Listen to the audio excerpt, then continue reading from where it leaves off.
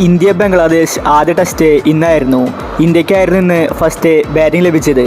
ഇന്ത്യക്ക് തുടക്കം തന്നെ പിഴയ്ക്കുന്ന കാഴ്ചയാണ് കാണാൻ സാധിച്ചത്.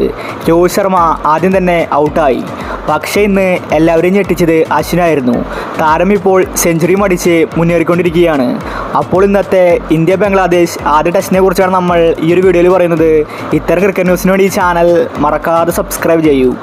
ഓപ്പണിംഗാണ് ഇന്ത്യക്ക് പണിയായത്. ജയ്സ്വാൾ 56 റൺസ് അടിച്ചു. എന്നാൽ രോഹിത് ശർമ്മയ്ക്ക് 6 റൺസ് എടുക്കാൻ മാത്രമേ സാധിച്ചുള്ളൂ.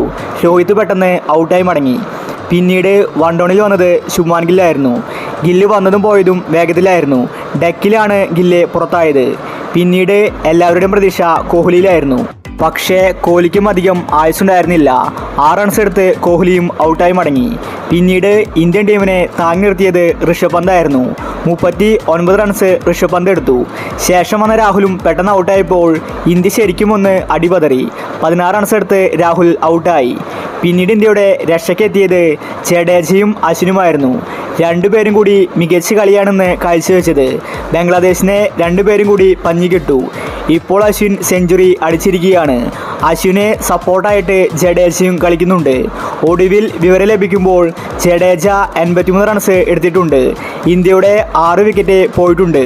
335 റൺസാണ് ഇന്ത്യ എടുത്തിരിക്കുന്നത്. അശ്വിൻ ഇങ്ങനെ കളിച്ചില്ലായിരുന്നുവെങ്കിൽ ഒരുപക്ഷെ ഇന്ത്യ വീണുപോയേനെ. അശ്വിന് സപ്പോർട്ടായത് ജഡേജ തന്നെയായിരുന്നു.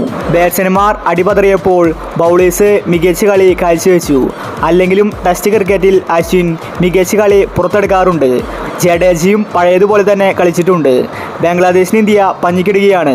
ഇങ്ങനെ തന്നെ മുന്നോട്ട് പോയാൽ 400 റൺസിൽ ഇന്ത്യക്ക് എത്താൻ സാധിക്കും. ആദ്യത്തെ ഒരു ദിവസം തന്നെ ഇന്ത്യ മികച്ചൊരു ടാർഗറ്റിലേക്കാണ് പോയിക്കൊണ്ടിരിക്കുന്നത്. ഈ ടെസ്റ്റ് ഇന്ത്യ ജയിക്കാൻ സാധ്യതയുണ്ട്. അപ്പോൾ ഇത്തരം ക്രിക്കറ്റ് ന്യൂസിന് വേണ്ടി ഈ ചാനൽ മറക്കാതെ സബ്സ്ക്രൈബ് ചെയ്യൂ.